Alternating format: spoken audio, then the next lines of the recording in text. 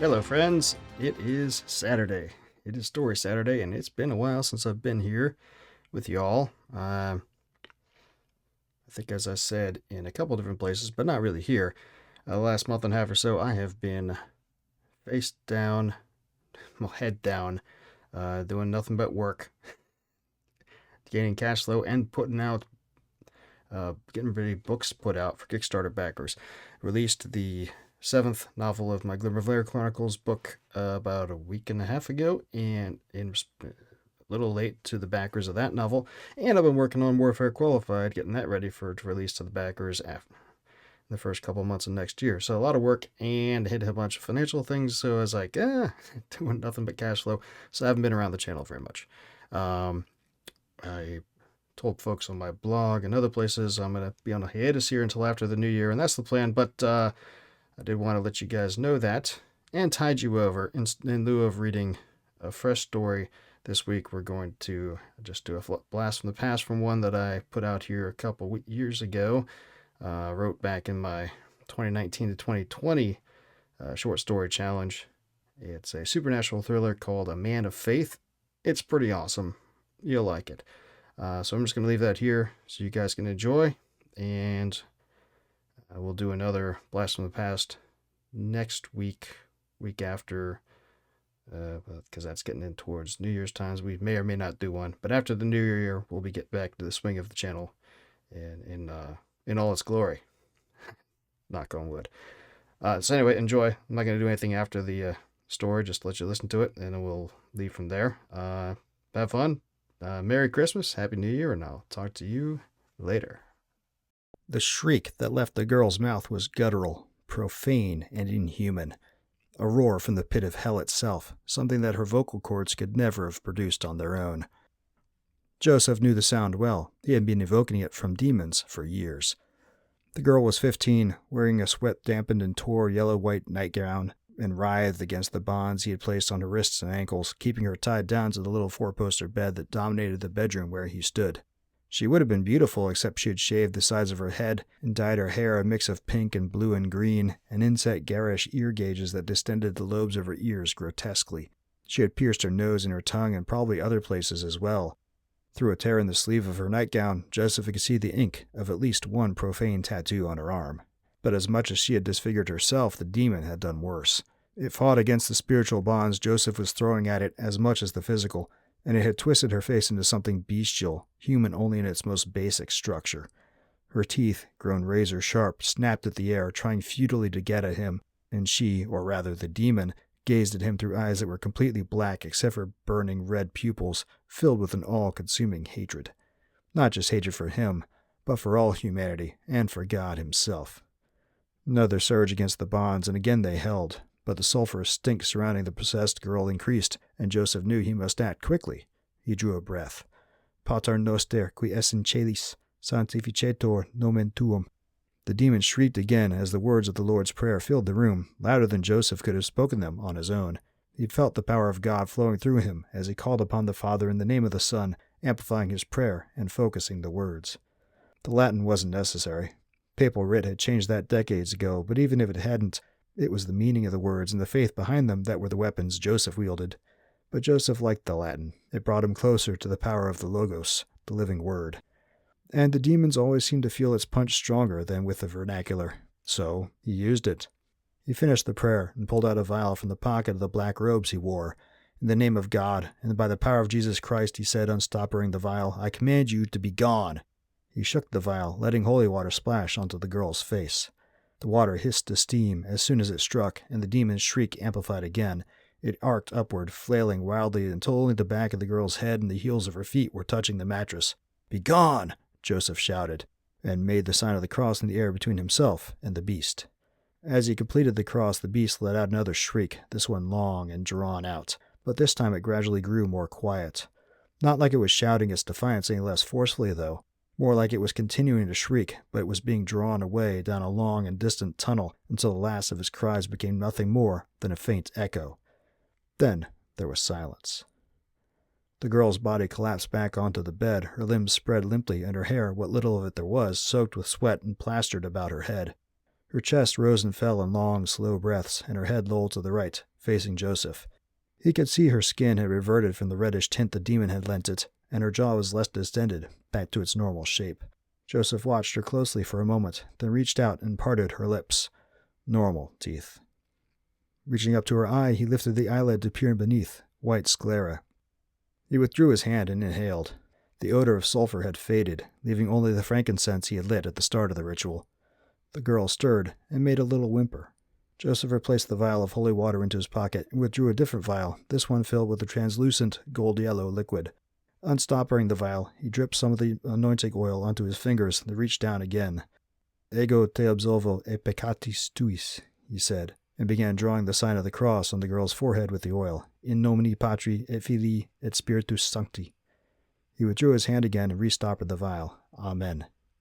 The girl, still asleep, let out a sigh, and tension seemed to leave her body as it slumped back into full relaxation.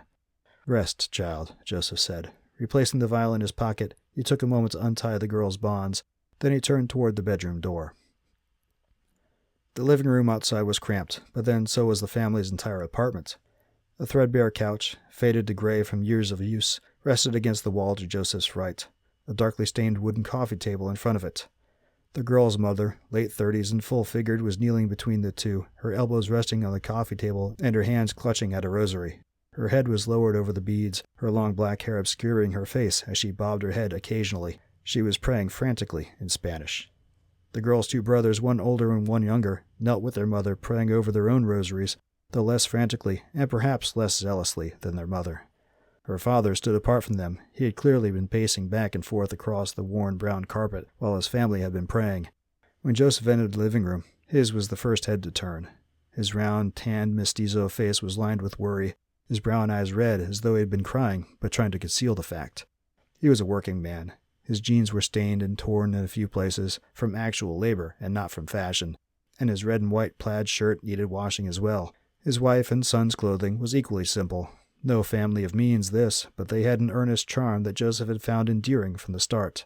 "Is the father," Enrique said in heavily accented English as Joseph stepped toward him, and the wife and two sons stopped their prayers and focused in on him like a laser. Joseph nodded and answered before Enrique could finish the question. "It is done."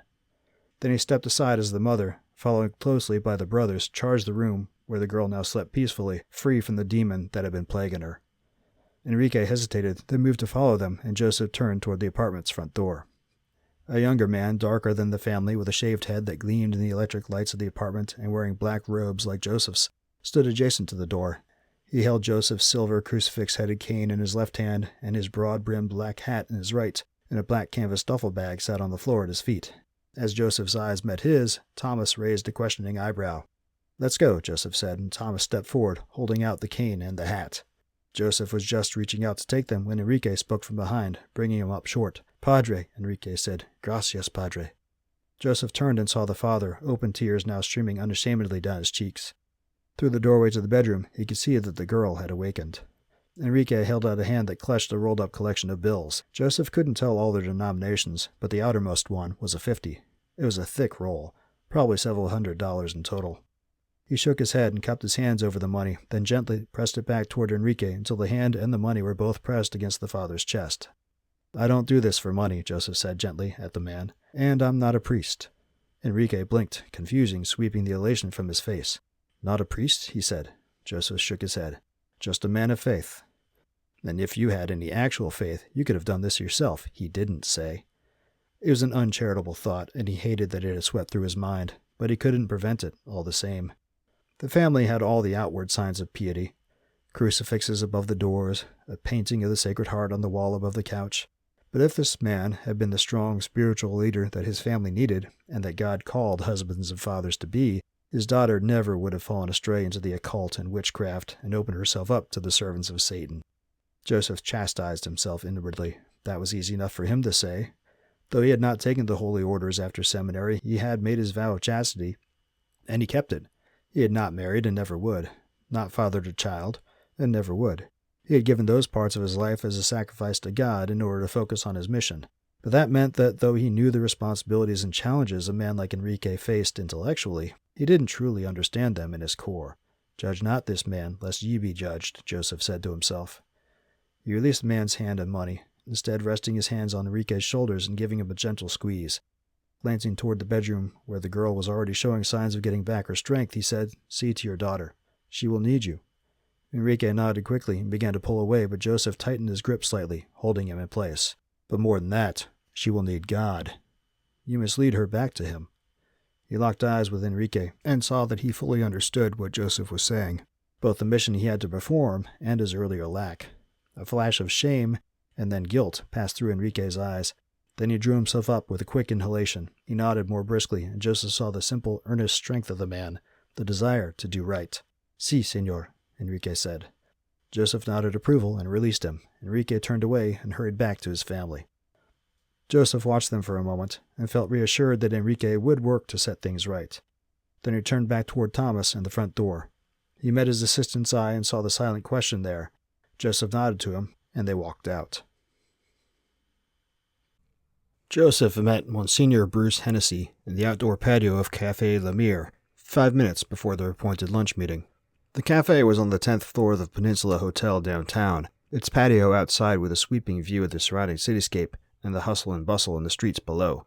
Though Joseph was early, Bruce had already procured a table, a glass-top setting for two in the left rear corner of the patio. As he approached, Joseph noticed that the table was just separated enough from his neighbors as to give them a bit of privacy. So this wasn't just a social call between friends. Bruce stood as Joseph approached the table. He was in his priestly habit. Unlike Joseph, who wore civilian attire, he wasn't actually a priest after all. They were of age, but Bruce had 3 inches and about 30 pounds on him, and his blond hair was receding rapidly. Joseph didn't want to think about how deep the lines on his old seminary classmate's face had gotten. His would no doubt be deeper still. He didn't truly feel his years yet, but he still didn't like the reminder that they were passing. Bruce smiled, his round face seeming to glow and his blue eyes twinkling in the sunlight as he extended his right hand to shake. "Good to see you well, Joe," he said. Joseph shook and found Bruce's grip as firm and commanding as always, then pulled the brushed aluminum chair back from his side of the table and took a seat. It was hard, unyielding, but not uncomfortable. "And how is life in the diocese?" Joseph asked.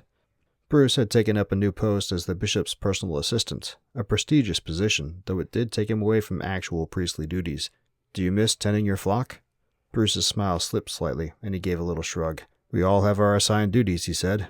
The drinking glasses at each of their settings were filled with ice water, and he picked up his to take a sip.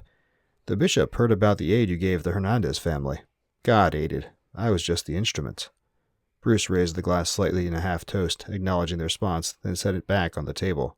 Then he leaned forward, narrowing his eyes slightly. "I understand why you did not take the holy orders, but consider how much more effective you could be in your work if you accepted the bishop's offer of patronage." Joseph had to fight back a scowl. They had discussed this before several months ago.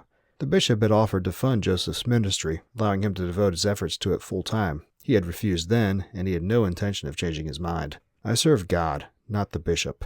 Bruce leaned back in his seat and frowned. "That's unfair, Joe. The church is the bride of Christ. To separate yourself from it, the church is the body of believers, not a worldly and corrupt bureaucracy." Bruce's brows furrowed and his lips compressed, but before he could open his mouth to retort, Joseph beat him to it. "How many sodomites and pederasts, masquerading as priests, has the Pope defrocked and excommunicated this month?" Bruce blinked, his anger replaced by a flush of embarrassment. He did not reply. "This year?" Still silent, Bruce broke eye contact and looked down at his plate. "Ever?" A long moment of silence dragged out. Finally, not looking up, Bruce said, "You don't know how difficult it is, effecting change from within.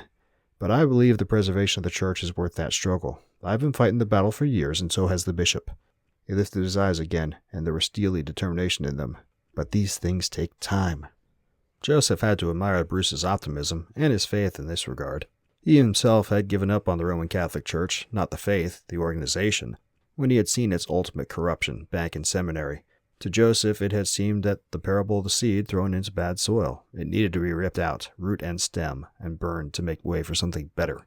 But Bruce still had hope that Mother Church could be reformed and was determined to fight for that. And fight he had, that could not be denied. Joseph sighed and lifted his own glass. "Until that change comes, my answer remains the same," he said, and took a drink. "But you didn't ask to meet me just to rehash old arguments." Bruce spread his hands in a "hey, what are you going to do" gesture. Then he leaned forward again, his gaze direct and businesslike. "The bishop requests a favor from you." Joseph raised his left eyebrow. Not for himself, Bruce added quickly. For whom, then? Governor Willoughby, Joseph interrupted him with a derisive snort, and Bruce scowled at him in return. Will you let me finish? Joseph considered. He supposed it couldn't hurt to hear the proposal, at least. Shrugging, he made a get-on-with-it gesture with his right hand. Bruce cleared his throat. The governor's nephew has been having fits, seizures. At first they thought it was epilepsy, but the doctors haven't been able to find a cause. As you know, the governor is a Catholic, and he encourages young women to sacrifice their babies to Moloch, Joseph growled, and has endorsed legislation to make those sacrifices even easier than they already are. No man who does that can name himself Christian, of any variety. Bruce gave him a level, long-suffering look. Consternation was written all over his face. In truth, Joseph understood his old friend's point of view. He was part of the system, and Willoughby at least gave lip service to being of the faith. It would not do for the bishop's assistant or the bishop himself to publicly call the man out on his sin. That might rock the boat. Joseph knew Bruce hated that aspect of the way things were, and he could respect that. Christ would have hated it too, but he wouldn't have gone along with it. Judge not, lest ye be judged, Joseph reminded himself again. Seemed he had to remind himself of that often. Several times a day, at least. With a sigh, he gestured again for Bruce to continue. Bruce obviously ground his teeth for a second before continuing. He often comes to the bishop for counsel. After hearing the details, the bishop thinks the boy's malady may diverge into your area of expertise. Well, it wouldn't surprise Joseph if a man like the governor was surrounded by demons, or that they would choose a member of his family to latch onto. Still, to come to the aid of a man who was an active enemy of the faith, and all the worse since he claimed to be part of it. Bruce must have seen the disapproval on Joseph's face. He leaned forward again. Joe, the boy is 10 years old. Whatever you think of the governor, and Lord knows I have issues with him too, the boy is not a party to his uncle's sins. Probably it really is just a medical condition, but if it's not, and you can help him... He didn't need to finish the sentence. Joseph had already gone there in his own mind. Perhaps revealing the demonic influence on the boy and then purging it could be the thing to rekindle the governor's own faith, and help him down the road to repentance and salvation. Perhaps. After a moment, Joseph nodded. Very well. When and where? Bruce smiled, and there was victory in that grin. The boy and his family have been visiting the governor in his mansion this last week. A car will pick you up at 7:30 tonight. Thomas will come with me. Of course, Bruce said, sounding magnanimous now that they had agreed in principle. Then he smiled more broadly once again, and the twinkle returned to his eye. Well, he said, and slapped the table lightly, now that business is done with, you will absolutely love this place's grilled sea bass.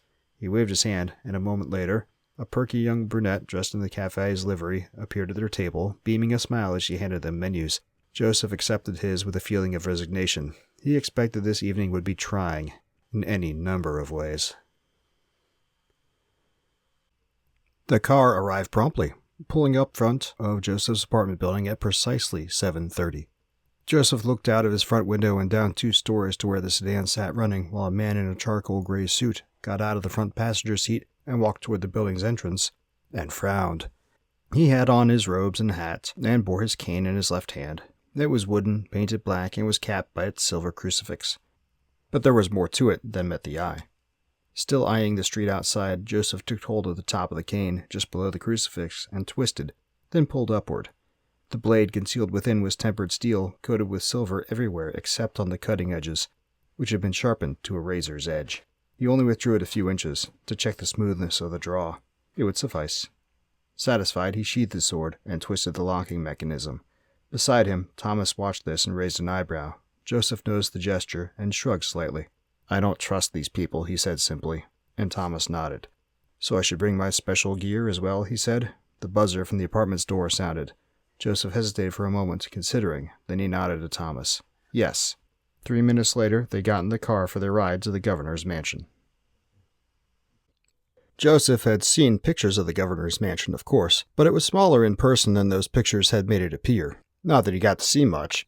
The driver and his partner from the front of the car got them through security easily enough, then pulled up to the mansion's side entrance. Then a whirlwind of doors, corridors, a flight of stairs, another corridor, and a door later, he and Thomas stood in an oak-paneled study, complete with leather-upholstered couch and stuffed chairs arranged around a dark fireplace, a wall of bookshelves stocked with tomes beyond counting, and a massive wooden desk at the end of the room before a broad window overlooking the mansion's grounds. The place smelled slightly of pipe smoke and bourbon. Governor Willoughby stood in front of the fireplace, holding a glass filled with 2 fingers of the dark amber liquid that Joseph's nostrils had detected, and wearing an expression on his face that was welcoming, if not warm. His graying black hair was cut short and his hazel eyes were narrow. He was in his shirt sleeves and his tie was loosened, and much like the mansion itself, Joseph was struck by how much smaller he appeared in real life than he did on the TV screen. "Father Joseph," Willoughby said, and stepped forward, extending his right hand. "Good of you to come." Joseph took the governor's hand and found his grip clammy, but firm. "Any friend of the bishop is a friend of mine," he said, sounding lame even to his own ears. He gestured toward Thomas, who had lingered by the door to the study as Joseph took the lead. "This is my assistant, Thomas." Willoughby let out a half-chuckle, pretending at least to see the humor in Joseph's quip. He nodded to Thomas and turned to his right, sweeping out his arm to take in the man, woman, and child sitting on the couch. Joseph immediately picked out the family resemblance between Willoughby and the woman. Her features were more feminine than his, of course, and she was a good 10 years his junior, but their common parentage was obvious from the shape of her nose, the line of her chin, and by those same sharp hazel eyes that examined Thomas and Joseph closely. "My sister Bethany, her fiancé Carl, and her son, Tim," the governor said. Carl rose. He was a bear of a man, looming a full head taller than Joseph, and with muscles that strained the blue polo shirt he was wearing. Joseph recalled hearing somewhere that the man had played rugby in his youth, and his ears showed it. The right one had a gap between the top of the lobe, and where it normally would have fastened to his skull. A little too much tugging in the scrum pile, no doubt. "Hello, Father," Carl said, and crushed Joseph's hand in his own. He had to fight not to wince at the sheer force of the man's grip. "Just Joseph, please," he said, smiling with what he hoped was reassurance. "I'm not actually a priest." "I don't," Willoughby began, but a snort from his sister cut him off. "Really, Ernie, you didn't listen to your friend the bishop at all, did you? He told you that just this morning." Rolling her eyes in bemusement over her brother's antics, or what she apparently considered antics anyway, Bethany also rose, but she didn't offer her hand, instead helping her son to his feet. He was small for 10, sandy-haired, green eyes. He fidgeted like he was nervous, and he had on an X-Men t-shirt and khaki cargo shorts. "Say hello to Joseph, Tim," Bethany said, standing behind him and giving his shoulders a gentle squeeze with her hands. Tim just shrugged slightly and looked down at the floor. Clearly he was uncomfortable, but whether from the situation as a whole, or Joseph's presence, or both, was impossible to tell. Yet. "Good evening, Tim," Joseph said, shifting his attention fully to the boy. There didn't offhand seem to be anything more to his demeanor than what Joseph would expect, nor did he sense any of the blatant telltales of a demonic presence. But that wasn't enough to rule it out, either. He looked from the boy back up to his mother. "When did the episodes first begin?" Bethany gave a little shrug. 2 months ago? 3? "We've been to every doctor, but—" She left the rest unsaid. No need to restate things. Joseph nodded, and then he looked back at Willoughby. "I will need to speak with the boy and examine him. It will be easier if we have some privacy." Willoughby blinked. "Examine him?" Joseph smiled in a manner that he hoped was comforting. "Spiritually." Willoughby and his sister exchanged glances, conferring without speech. Carl killed whatever rapport they had by chuckling softly and saying, "Well, you guys aren't priests, so we should be safe enough with you." His tone was flippant, like he found the joke incredibly funny. Joseph stared at him. Carl's smile lessened, then faded completely. He swallowed and made an apologetic shrug. "We'll be right outside," Bethany said, and walked past Joseph toward the door. As she passed Carl by, she shot a glare at him that would have made a palm tree wilt at 100 paces. Carl, looking glum, turned to follow her out. Willoughby did the same, but he looked, if anything, amused by the whole interchange. Once past the doorframe, he turned and smiled back at Joseph. Then he pulled the door to with a solid thunk. Joseph tried to put his annoyance with Carl aside as he turned back to Tim. He needed to be on his game and not encumbered by any vice during the examination. He gestured toward one of the stuffed chairs, and Tim sat back down. Joseph did the same. He leaned forward, placing his elbows on his knees and watching the boy closely. "Does your mother bring you to church? Do you know your prayers?" Tim nodded. "Then pray with me, please." The boy lowered his head and clasped his hands together. Joseph began the examination. Joseph waited until Carl had led Tim out of the study and sufficiently down the hall so there was no chance the boy could hear what he had to say. Then he turned to where Willoughby and his sister stood anxiously in front of the study's desk. He put on a reassuring smile. "I can't see any signs of demonic interference, and thank the Lord that was the case." Bethany let out a breath she had been holding and pressed a hand to her mouth. "You're certain?" Joseph nodded. Then he was being crushed in her arms as she threw herself across the space between them and hugged him. In his ear, he heard her say, "Thank you." Joseph shifted on his feet, uncomfortable by the sudden contact. She was an attractive woman, and vow of chastity or no, he was still a man. He needed as little temptation as he could manage. Carefully taking her by the forearms, he pressed her back from him and smiled. "You're welcome," he said, then carefully guided her away from himself by turning to the right and nudging her toward the door. She seemed to understand the source of his reluctance to touch her, and her lips parted upward ever so slightly. She held his gaze for a moment, then turned to follow her fiancé and her son as Carl led the boy away to bed. Joseph took a moment to collect himself, clearing his throat. Then he looked sidelong at Thomas, who had an amused expression on his face, no vow of chastity for him, and nodded toward the door. It was time for them to go. Thomas smirked slightly, then hefted the duffel bag of equipment he carried on their excursions and stepped out of the room. Joseph moved to follow, but Willoughby's voice brought him up short. "A moment, Joseph," the governor said. Joseph turned back around to look at him. He was frowning slightly, not looking at Joseph, but rather watching the retreating back of his sister as she moved away down the hall. "There is no doubt to your findings?" Willoughby asked. Joseph shrugged slightly. "The only certainties in life are death, taxes, and God's love," he said, earning a look of amusement from the governor. "But no, I have no doubt. No demon has come near that boy, thanks be to God." Willoughby nodded slowly. "Good," he said. Then he drew himself up and gave a more firm nod of his head. "Good," he said, in a more settled tone. Joseph narrowed his eyes. "Beg your pardon, Governor, but you sound almost disappointed." "What?" "No." Willoughby looked askance at Joseph for a second, then smiled sheepishly. He flushed a little. "No, but I was hoping the boy's ailment would be something simple to cure. Now—" He let the thought die off and made a vague gesture with his hand.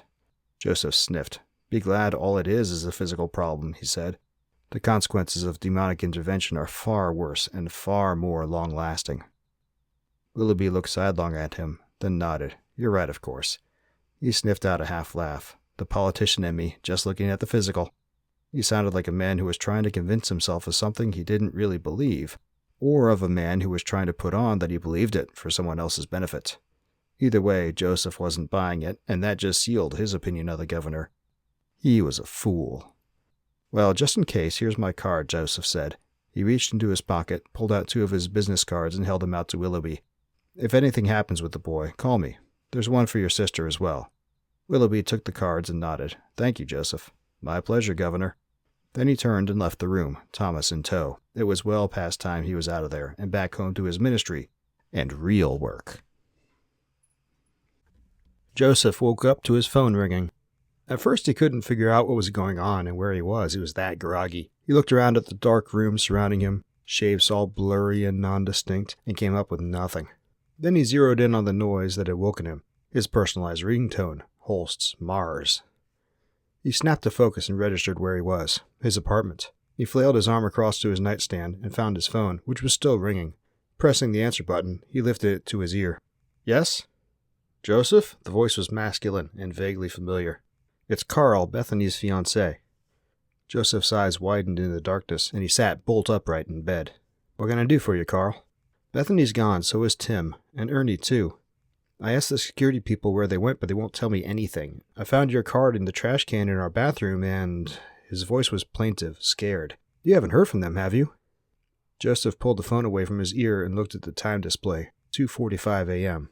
He sighed and rolled his eyes, then put the phone back to his ear. "No, Carl, I haven't. I'm not in their social circuit, you know?" He was fighting to suppress annoyance, anger almost, at the interruption of his sleep cycle, and failing. "Well, it's just that I overheard them saying something before we all went to bed, something about a ritual. I thought maybe it was something to do with you, and—" An icy shard of dread skewered Joseph's belly. "Bethany has a cell phone, yes?" "Yeah." "Is it there, or does she have it with her?" A pause, then he replied, "It's not here." "Why? What's going on?" "Give me her cell phone number and yours. I'll call you back in 10 minutes. "I don't Give me the numbers." Thomas picked up before the end of the first ring. "What's up?" Joseph pulled the phone away from his ear and looked at it in bemusement for a second. Did the man never sleep? Then the gravity of the situation struck him again and he got back to business. "I need you to trace the location of a cell phone right now." "What? Joe, that's not exactly— It's Bethany's phone, Tim's mom. I think something horrible is about to happen." A heartbeat's pause, then all protest left Thomas's voice. "Give it to me." St. Paul's Cathedral was 10 blocks east of the governor's mansion. At that time of night it was dark and shut up tight as a drum. Or at least it was supposed to be. As Joseph and Thomas pulled to a stop in front of the cathedral, though, they saw a dim light shining through some of the stained glass windows on the building's side. From the passenger seat, Joseph looked sidelong at Thomas. "You've got your special gear, yes?" Thomas nodded, his lips compressing into a look of grim competence, and he patted Joseph on the left shoulder. He felt some of that special gear stick into place. "Then let's go." Joseph opened his door and stepped out into the night. He was just turning toward the cathedral's front door when he spied a set of headlights counting down the street ahead. They were approaching, and approaching fast. They resolved into a sedan, a Cadillac, that was far exceeding the speed limit as it careened down the street toward the cathedral, toward them. Joseph's hand went unconsciously to the grip of his cane sword, even as he considered the only person the driver would be. The car skidded to a stop across the street, and the door opened, and Joseph's suspicion was confirmed. Carl sprinted across the street and met up with him and Thomas in front of Thomas's car. He was breathing heavily and bent over to put his hands on his knees as he caught his breath. Joseph looked at him askance. Not enough time exercising since rugby, apparently. "I told you to stay put and let us handle this," he said. Carl looked up at him, first time for that, and shook his head. "No way. If Bethany and Tim are in trouble, I'm helping." Joseph appreciated the thought, but he had the sinking suspicion they both weren't in trouble. Still, hard to argue with a spirit that was willing, he reached out and clapped Carl on the shoulder. "Very well, but keep back and let me take the lead." Carl nodded. Joseph looked away from him to Thomas. "We'll take a side entrance. Can you get the door open?" Thomas grinned. Then he strode quickly toward the side of the cathedral, disappearing into the gloom as he made his way down the length of the structure. Joseph moved to follow, but paused when he felt Carl's hand on his arm. He looked back to see the man staring at him with a strange look, a mixture of confusion, disbelief, and shock. "Your assistant knows how to pick a lock?" Joseph smiled thinly. "We don't have the funds to do this full time. Thomas is a man of God, yes, but he's also a private investigator. That's how he knew how to locate Bethany's phone. He'll get us into the building." Carl's hand dropped off his arm as the man's eyes widened even further. Joseph turned away, moving quickly to follow Thomas around the building to its side entrance. Behind him, he heard Carl moving to catch up. "So you're not a full-time whatever you are either?" Joseph shook his head. "Correct. What are you then?" He paused for a second, then looked back at Carl. "I'm a freelance computer game programmer. I've written code on probably every game you've played in the last 5 years. Carl's mouth dropped open. "Seriously?" "Seriously." He hurried to catch up with Thomas. By the time Joseph reached him at the side entrance, Thomas had the door unlocked and cracked open. They gathered briefly outside, and Joseph reaffirmed that Carl would hang back. Then, one by one, they slipped through the partly open door into the dark interior of the cathedral. Except that it wasn't all that dark. There were candles planted all over the sacristy. Not the creamy white candles used during Mass, but red and black, waxy candles that gave off thick black smoke as they burned and dripped wax freely onto whatever they had been set upon. All the same, the candles cast good light, bathing the area in a golden glow that should have looked pure, serene. Except that the light also illuminated the desecration that had been done there. Either blood or red paint, most likely the latter, had been drawn all over the marble stones making up the floor. It was impossible to make out all the details unless one were high up, but Joseph had seen enough in his study of demonology and the occult to know what the design had to be. A pentagram surrounding the altar, and the glyphs corresponding to the names of the cherubs and archangels who had followed Lucifer in his revolt. And tied to the top of the altar, stripped down to his underwear, was Tim. He was asleep, somehow. Probably drugged from the stiff way he lay. Red designs had been drawn down his torso and legs as well, but his chest still moved. He was alive. Joseph thanked God for small miracles. A group of 4 people were gathered around the altar, one on each side.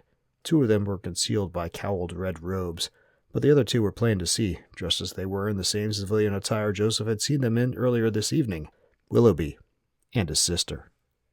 Behind him, Joseph heard Carl gasp in horrified shock as he took in the scene ahead of them, and he knew he would have to act quickly or the rugby man would rush in and possibly spoil everything in his inexperience. So, leaving stealth to the wind, Joseph straightened and, using his cane with his left hand, he strode down the aisle between the pews in the cathedral's side chamber. "Looks like you really were disappointed after all, Governor," he said in a voice that carried easily throughout the building. He thanked God for the help with his volume, but also thanked acoustics. The 4 people around the altar gave a collective jerk, and all eyes turned toward Joseph. He sensed surprise, fear even, from the 2 cowled men. From Willoughby and Bethany, nothing, though they did watch him come with eyes that showed at least some level of discomfort at his sudden appearance. Willoughby glanced to his side to the nearest of the cowled men, who looked back at him, The governor nodded. Both cowled men charged at Joseph. Between one step and the next, they produced long, curved daggers from inside their robes, and they separated so as to get on either side of him. No doubt they intended to flank him and then skewer him. Probably thought it would be easy. No such luck. He twisted his hand on the grip of his sword cane, unlocking it, then whipped it upward. The scabbard, as freed from the locking mechanism as the blade was, flew forward and upward toward the charging man to Joseph's left. He only had time to blink in surprise before the floor end of the scabbard, capped in iron, struck him full in the face. The man staggered backward, his hands rising to his suddenly broken nose and shattered teeth. And then Joseph was surging to his right, shifting his sword to his right hand smoothly with a technique he had practiced many times during his saber fencing days in high school and in undergrad. He whipped the blade around, and suddenly the second cowled man, who a moment before was so certain he was about to skewer Joseph alive, found himself cut in 3 separate places on his arm, shoulder, and upper thigh. None of the cuts were deep enough to be fatal, or at least Joseph tried hard to ensure they would not be. He had no desire to condemn the man to hell without allowing him time for repentance. But they were painful, and he dropped the knife from an arm that must have suddenly lost all strength. A kick later, the man went down on his back, writhing and moaning. The first man had recovered, and he continued his charge, but he was off balance from the sudden resistance, and it was easy to sidestep his attack, and that left the back of his knee open to a hamstring cut. Joseph turned away from the 2 groaning underlings, and found Willoughby and his sister had moved to stand next to each other on the opposite side of the altar from him. He ascended the 2 stairs separating the sacristy from the rest of the cathedral's interior, and lifted his sword, pointing the tip, stained red from their underling's blood, at them. "You've been trying to give him to Satan's minions for 3 months now, but you haven't succeeded." They didn't try to deny it. The governor simply shrugged. "Apparently, small offerings weren't enough. We weren't sure, though, until you verified it." "Enough for what?" Willoughby smiled broadly. "I've accomplished some great things here in this state. When I'm president, I'll accomplish even more. I can be the man to finally drag this country out of the doldrums of its past and into a glorious new future." "So you would sacrifice your own flesh and blood, give your nephew," he turned his eyes toward Bethany, "your son, to the Prince of Lies in exchange for 4 years in a political office?" He didn't even try to keep the contempt from his voice. They were pathetic creatures, the both of them. If they were not also pure evil, and if they did not wield some real power in this world, it would be laughable. Bethany surprised him by laughing. "He's not my son, you fool," she said, condescending scorn filling her voice. "I bought him from the dealer when he was an infant." Her lips turned upward into a sadistic smile. "He's been very useful over the years as a plaything for campaign donors and the like, but he'll be too old to be appealing soon." Joseph's stomach roiled in revulsion as the full import of her words struck him. She could not mean... But she did. The burning light in her eyes told the truth, plain as day. She had given the boy to be used in every conceivable way, and ways Joseph knew he could not conceive of and did not want to, and now was willing to cast him aside into the very fires of hell itself for just a little bit more power for herself and her brother. Except that's not how it worked. Not when Joseph was around. He maneuvered around the altar toward them, and they backed away, just far enough. "Carl," he said over his shoulder, not taking his eyes from the satanic couple. Bethany's eyes went wide when he said the name, and wider still when she must have seen the big man emerge from the shadows behind Joseph and stalk up toward the altar. He could hear Carl's footsteps against the floor stones, and Bethany's face twitched with each one. Her mouth flopped open and shut like a drowning fish's, and she clearly struggled to find words of explanation, but came up with none. Joseph advanced again, coming to the far edge of the altar now. The brother and sister retreated as he moved, and Carl now should have full access to Tim. "You got him?" he asked. Behind him, Carl grunted, then said, "Yeah, get him out of here. Hurry." Willoughby grinned. "Yes, do hurry." He reached into his pocket and pulled out a transmitter of some kind, which he raised to his lips. "This is Governor Willoughby. My nephew has been abducted." The dismay that had settled over Bethany's face lifted when her brother's words reached her ears. She grinned at Joseph in triumph. Behind him, Carl's running footsteps were growing softer, heading toward the side door they had just come in from. "Give my regards to your master," Joseph said. Then he turned and ran after the big man, pausing only to pick up his sword cane's case where it lay on the floor. "Lose your cell phone," Joseph said over his shoulder, to where Carl sat in the back seat with Tim. "They could track it." Thomas was driving, keeping to the speed limit, but still making time away from the cathedral and toward the other side of town, where Joseph's apartment was located. Carl met his eyes and nodded. then rolled down his window and tossed his phone out into the night. Good. You're going to need to run. You and Tim both. They'll be looking for you. If they catch you, you'll be lucky to be arrested and thrown in prison. More likely, they'll just kill you. Carl looked like he wanted to argue against that assertion, but then he couldn't. He nodded, his eyes haunted, as he began to fully comprehend the situation he was in. And Tim as well. Thomas spoke up. Don't use the ATMs. Don't use credit cards. Do you have a place you can go, friends you can contact, that Bethany doesn't know about? Carl considered, then shook his head. No, she knows everything.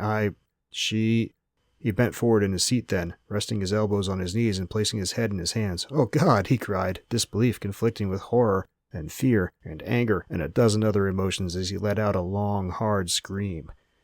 Joseph traded glances with Thomas, and Thomas nodded. They had not faced this exact same kind of situation before, but they had dealt with similar needs at least. Thomas would be able to hook Carl up with enough to keep him safe, at least for a few days. A few days was all they needed. Bruce went for a 3-mile run at 5 o'clock every morning. It had been his routine since Joseph first knew him in seminary, and he kept it up religiously. Sometimes Joseph wondered whether he even prayed as religiously as he ran. Most days he would have thought that question uncharitable. Not today.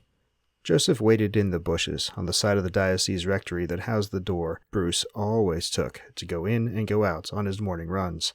And sure enough, at the same time he always did, the Monsignor came puffing into view, still cooling down from his jog. Bruce stopped almost directly in front of Joseph and lifted one leg. He reached behind his back to grab his foot and pulled back to stretch his quadriceps. It was then that Joseph stepped out into view. You set me up, Bruce. What? Bruce said, surprise sending his voice an octave higher than normal as he tried to spin around. He failed and lost his balance, stumbling forward 2 steps before he righted himself. Joe, he said, finally recognizing Joseph as he drew nearer. What are you talking about? Willoughby and his sister. They're Satanists. Tried to make a sacrifice for more power, but they weren't successful. Couldn't figure out how to get it right until you sent me to be their stooge. Bruce's eyes widened, and he shook his head. That's crazy. Did you know? What? Did you know? It came out as a roar, and Joseph hurled himself forward toward his old friend. The force of their meeting threw Bruce backwards, and never mind the extra height and weight he had over Joseph. His back struck the bricks of the rectory's outer wall, and Joseph pressed in against him. He hadn't realized he'd done it until he saw the silver crucifix up alongside Bruce's face, but he had drawn half a foot of his sword cane free, and the razor's edge lay across Bruce's windpipe, a breath away from cutting him. Bruce saw it too, and his face paled. He knew Joseph's sword cane. He had been with Joseph when he bought it, way back in seminary. He hadn't realized it was actually a weapon until he had gotten it back to their dorm. Bruce spoke rapidly. Swear to God, Joe, on my mother's soul, I don't know what you're talking about. That meant something. Bruce could be flippant about some things, but he esteemed his mother more than any other man Joseph had ever met. Still, Joseph leaned forward. Bruce's panicked breathing was hot on his face. Did he know? He didn't need to say who. Bruce knew immediately. It showed in his eyes. The bishop. Willoughby often sought his counsel. Bruce had said that himself at their lunch meeting. If that were the case, if Willoughby and the bishop truly were close friends... Bruce shook his head quickly. I don't know, he said, his voice trembling, barely above a whisper. It was the abject mortal terror in Bruce's voice that woke Joseph up to what he was doing, how close he was coming to crossing a line that he could never step back over. Joseph moved back, releasing Bruce and letting his sword slide fully home into its case. He raised his free hand, palm open, and out toward Bruce and retreated again. I'm sorry, Bruce. Bruce raised his hand and touched his fingers to his throat, where the cutting edge of Joseph's weapon had threatened. He looked at his fingertips as he pulled them away, and looked relieved when they came away clean. It's okay, he said in a tone that didn't really sound like he meant it. Seems like you've been through a lot. How much, Bruce didn't truly know. But he would. Joseph gave him as stern a look as he could. You need to look into your boss. There's a good chance he's working for the enemy. Bruce shook his head in denial. Willoughby is going down. Hard. If the bishop is on the wrong side, he will too. Make sure you don't go down with him. Then he turned and walked away. Behind him, Bruce regained some of his vocal strength. What do you mean he's going down? Look on YouTube and BitChute in about 45 minutes. Thomas is a private investigator, not a soldier. His special gear is high-resolution audio and video recording equipment and remotely piloted drones. When he slapped the body cam onto Joseph's shoulder, It began recording immediately. Then he sent a drone into the cathedral after Joseph and Carl entered and got a bird's eye view recording of everything that went down as well. Couple days of editing, and it was ready to go. Joseph had just given him the thumbs up to release it right before he'd gone to meet up with Bruce. When Joseph said Willoughby was going down, he meant it. There was no way he could recover politically from that scene. Desecration of the cathedral was bad enough, but the things he and his sister had admitted to? He might not go to jail. Well, scratch that. No way would he ever go to jail. But he was done politically. And once the video was released, there was no way Carl could get in trouble for kidnapping, or that Bethany could try to argue for continued custody of Tim. So all's well that ends well. Joseph tried to tell himself that was enough, that he should take the win and be happy about it. Then he looked over his shoulder at the diocese building, and the righteous fury filled his chest. If the bishop truly had been involved, he would have to answer as well. And he would. Someday. Someday soon.